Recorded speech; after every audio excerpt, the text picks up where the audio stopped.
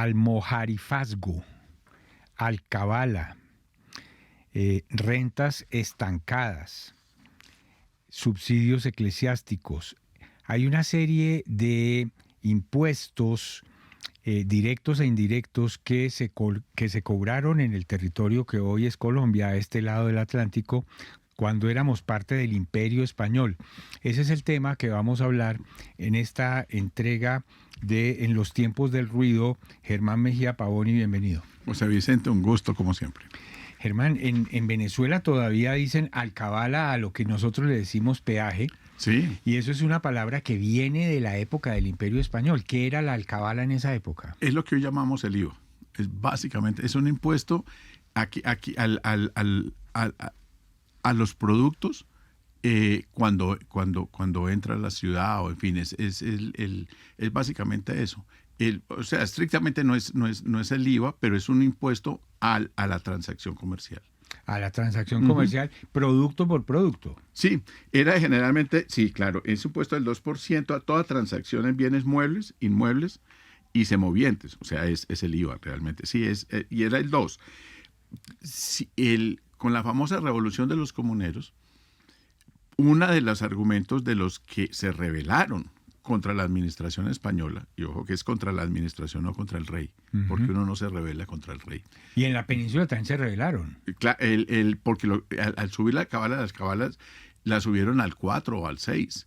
Es toda la pelea que hemos tenido cuando nos quieren subir el IVA del 19 al 20 y pico. Exacto. Es la misma reacción, es eso. Pero porque son impuestos fáciles de cobrar. Ahora, lo importante de todo esto es que el Imperio Español va a vivir la administración, el rey, lo que cuesta todo el aparato administrativo de la corona en un imperio que recorre medio mundo, pero que tiene universidades, que tiene administración de justicia, que tiene hospitales, que tiene de todo. De alguna parte tiene que salir los recursos. Los recursos van a salir como eso se inventó hace muchos siglos de los impuestos. Y eso hasta cierto punto explica, creo, corríjame si estoy en un error, que cuando se cobraban esos impuestos era para sostener cosas que estaban aquí. Es decir, no es que siempre se llevaran el dinero para otro lado. No todo. Hay algo que se llevan, hay mucho que se queda aquí porque la administración es para que funcionen las cosas en el territorio. Pero estamos hablando de un territorio que era mucho más de lo que hoy es Colombia. Entonces, los costos de eso son muy grandes. La cantidad de funcionarios es impresionante. Y todo eso había que pagar. Hay otro impuesto que era indirecto como la alcabala, que se llamaba almojarifazgo. Sí. Tremendo nombre. Y el almojarifazgo está relacionado con un nombre que es mucho más viejo, que es la avería. Es un derecho de aduanas. Es básicamente lo que está hoy en discusión de las tasas de aduanas. ¿Cómo es que se llama hoy en día? Tarifas. Las tarifas de aduana. Los aranceles. Los aranceles, esa es la palabra que estaba buscando. Es eso. Es lo que se cobra, el derecho de aduanas con lo que se graban las mercaderías enviadas de España a las colonias, de allá para acá. Para entrar aquí tenían que pagar impuestos. Claro. Y se va a llamar almojarifazgo después. Es el impuesto de aduanas. Ahora, uno de los incentivos, por ejemplo, en la época de la conquista y el poblamiento, es que no se les cobraba ese impuesto de almojarifazgo a los conquistadores. En las famosas cartas de contratación que tanto hemos mencionado en este programa, uno de los puntos era: se libera el almojarifazgo durante una década o algo así, para favorecer que traigan animales, muebles. O sea, no le cobran aranceles. Claro, claro. Ahora, Germán, todavía hoy en algunos lugares, al sitio donde venden, pues incluso en la misma España, el sitio donde venden tabaco o en algunos casos licor, le dicen estanco. Sí. Y eso viene del nombre de uno de los impuestos indirectos que existían. Exacto, que es el monopolio que se guarda la corona sobre cartas, o sea, los naipes, el papel sellado. Ya, yo creo que muchos de nuestros oyentes ya no saben qué es un papel sellado, pero todos nosotros sí tuvimos que ver con el papel sellado, y era que uno tenía que pagar en la notaría el papel que tenía un sello de que este papel está... Y era producido exclusivamente por el Estado. Por el Estado, para un fin de notarial o ese tipo de cosas. Ese era un monopolio, pero los aguardientes y el tabaco es otra de las razones de la rebelión de los comuneros, que le quitan sobre todo el aguardiente a la libre distribución, producción y comercialización de aguardiente. Eso va a generar contrabandos, o sea, y a partir de ahí se siguió produciendo. Pero ¿Por qué? Porque la venta de estos productos eran una renta segura para el Estado. En los tiempos del ruido, estamos hablando hoy sobre impuestos en la época del Imperio Español con el historiador Germán Mejía Pavoni. Los apuntes son de Gustavo Rincón, que nos ayudan a tener algunos detalles. Germán, es muy famoso el quinto real. Sí, es un impuesto. Y generalmente es sobre todo para la producción minera, y es el quinto, la quinta parte de lo que se saque en metales preciosos, que aquí en la Nueva Granada va a ser más oro que plata, pero aquí saca también plata, a diferencia de Perú o México, que fue mucha más plata. Ellos no tienen tantas minas de oro como nosotros. El quinto se lo tenían que reservar para el rey.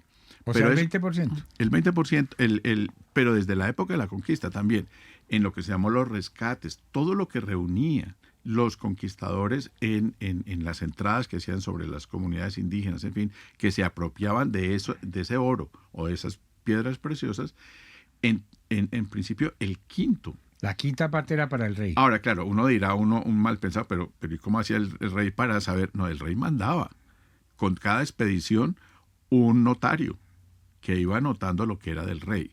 O sea, si podía haber corrupción, está en el notario. Pero en la expedición había un auditor de lo que le pertenecía al rey. La Contraloría. Claro. Y como todo el mundo genera enemigos en este mundo, muchos fueron encausados, fueron puestos presos o tuvieron problemas jurídicos porque alguien de la expedición mandaba razón a decir que le fue mal en la repartición de tierras o de indios en la encomienda. Le mandaba una noticia al Consejo de Indias. Él en Sevilla decía, mire, ese señor no le está llevando todo lo que debía. Claro. Entonces venía una investigación sobre estos señores. El divide y reinarás lo usó sistemáticamente el Imperio Español por las distancias y las dimensiones del imperio. Claro, hoy la palabra diezmo se asocia, yo no sé si estoy equivocado, pero yo la asocio a las iglesias protestantes que son muy eficientes en cobrar diezmos. Pero esto originalmente fue un impuesto que se cobró aquí en el Imperio Español. No, es de la Iglesia Católica desde siempre. O sea, el diezmo es lo que le toca a Dios. Creo que está mencionado en el Evangelio, si no estoy mal, que es de lo que de lo que parten las iglesias cristianas para cobrar el diezmo. Y lo tenemos nosotros, sino que nosotros no somos estrictos en el diezmo. O sea, no es el 10% de todos mis ingresos, que algunas iglesias protestantes son estrictos en eso. O sea, el 10% de lo que usted tiene debe donarlo a la iglesia. Nosotros no. Nosotros lo llamamos limosna. Uh-huh. Entonces, la misa, usted da la limosna y ese es el equivalente al diezmo, pero eso sigue existiendo. Ahora, el diezmo es el 10% de la producción agrícola que financia el culto y los prelados. Eso va para el rey, pero la Hacienda Real se quedó con 2/9 en la fuente que utilizamos de esos diezmos. Como una comisión. Sí, por el cobro y la administración, pero en principio el diezmo tiene funciones y destinos que son el mantenimiento del culto. Ahora, hay un impuesto de esa época que le llamará la atención a los jóvenes de hoy porque se llamaba sisa. Claro. Los jóvenes hoy dicen sisas. Sí, ¿Qué era una sisa? La sisa es el porcentaje en los pesos y medidas en las transacciones que se hacían. O sea, el vendedor debía asegurarle al comprador que el peso era exacto, pero el control de ese peso y de esas medidas es lo que se llamaba la sisa. Generaba un pequeño impuesto. Sí, como el pago al que lo controlaba, en fin. Pero es sobre pesos y medidas que se cobra la sisa. Ahora, hay unos impuestos directos que me llaman mucho la atención. Impuestos que tenían que pagar los religiosos, los curas pagaban impuestos. Y bastantes. O sea, ahora eran muchos, tenían mucha importancia y habían demasiados. Háblenos de varios de esos impuestos. Por ejemplo, las vacantes mayores. Era las rentas que se generaban a la muerte de un clérigo que se iba para la Hacienda Real. O sea, el sueldo que él no le iban a pagar se lo tenían que dar al morir, sí. la plata que él iba a recibir Eso. O que ya tenía acumulado se iba para la Hacienda Real. Claro. La enajenación de oficios oficiosa, bueno, esto es de cargos públicos, bueno, eso sí no era. Pero hay uno que se llama expolio. El expolio son los bienes de obispos. Cuando muere un obispo o un arzobispo, sus bienes pasan a la Hacienda Real. Si tiene una casa, eso queda para el rey. ¿Qué es lo que significa la palabra expolio? Expolio es cuando te quitan. Ajá. que es lo que va a significar. Había uno que se llamaba Bula de la Cruzada. Que es recoger dinero para... Esa es como una herencia medieval, es más de origen, por supuesto, peninsular, y era recoger dineros para la guerra contra los moros. Que estuvieron 800 años. Sí, claro, con esa guerra. Entonces, pero aquí parte se va a utilizar también para proteger los puertos y proteger las fortalezas en América. Hay otra cosa que le aplicaban también a los religiosos que se llamaban donativos graciosos. Sí. Tremendo nombre. Que es una contribución extraordinaria para auxiliar al rey. Es 2 pesos por cada noble y 1 peso por cada plebeyo. Pero es por eso lo decían gracioso porque es que me hace el favor usted y me dona a mí que yo necesito plata. Y claro, entonces pero eso me suena como a la emergencia económica. Eso es solamente, eso no era permanente, no era, sino de vez en cuando, cuando se necesitaba. Sobre todo, ahora, tendría a permanente porque las guerras de los reyes españoles contra Francia e Inglaterra fueron permanentes. No hay nada más permanente que lo provisional. Sí, claro. El 4 por 1000 era provisional. Y hay otra serie de impuestos que son sumamente importantes, que son los indígenas, los que les agregan. Entonces, el tributo indígena va a ser fundamental.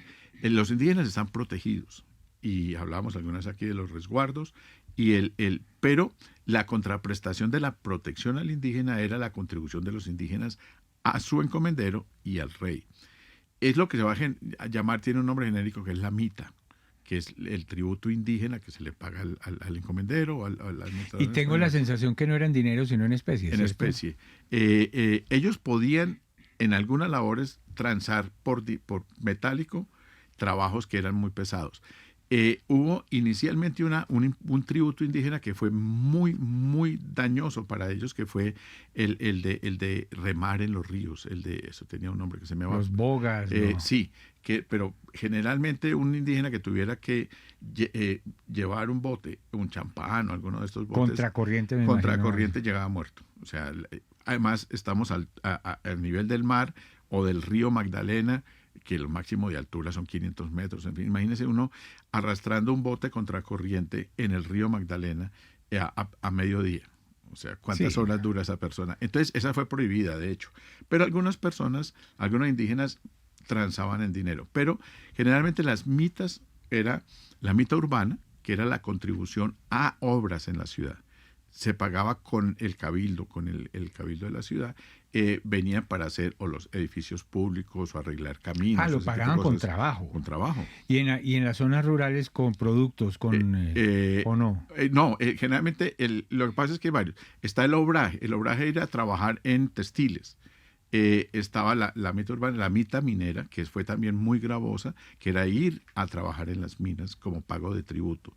Entonces, había una comunidad, digamos, un pueblo de indios con 100 indios tributarios. Los indios se cuentan por tributario, o sea, un hombre adulto con capacidad de trabajar. Desde los 10 o 15 años se considera ya un... Nunca se cuenta como población indígena las mujeres, los niños y los ancianos, porque eso no le interesa al español, le interesa el hombre que puede producir. Entonces, una comunidad indígena tiene 100 indios tributarios, eso es lo que la vuelve grande o pequeña. Esos 100 indios tributarios tienen que tributar tanto en un año, que se distribuye en mita urbana, mita minera, en obrajes, el concierto agrario, que es cuando van a trabajar en las haciendas. Todo eso son tributos indígenas. Sí, que es, digamos, trabajo no remunerado. Creo que con eso agotamos, o hay algún otro impuesto que se nos quede por ahí. No, yo creo que está básicamente, lo recurrimos todos. O sea, los impuestos en cualquier sistema político siempre han sido odiosos. Nadie paga impuestos con gusto. Por supuesto. Y normalmente están justificados a veces con razones, digamos, entendibles y otras un poquito arbitrarias. Sí, claro. Valdría la pena, por ejemplo, la Armada de Barlovento, que era un cobro... digamos, está relacionado con la alcabala, pero se destinaba para la lucha, proteger los puertos contra los piratas. Eso era importante. Y otra contribución importante fue el llamado situado. ¿Cómo se construyó el castillo de San Felipe? Con el situado. El situado era dinero que pasaba a Bogotá y lo situaba en Cartagena. No se iba para España. No, para construir las fortalezas. Bueno, es que España era aquí también, o sea, eso claro, también era España. Sí, que no se iba para la península, que no se iba directamente a la corona. Exacto. Pero de todas partes del imperio tributaban para cada zona y para, por supuesto, la parte central. En los tiempos del ruido, hoy sobre los tributos e impuestos en época del Imperio Español. Germán Mejía Pavoni, gracias y hasta la próxima. José Vicente, un gusto como siempre.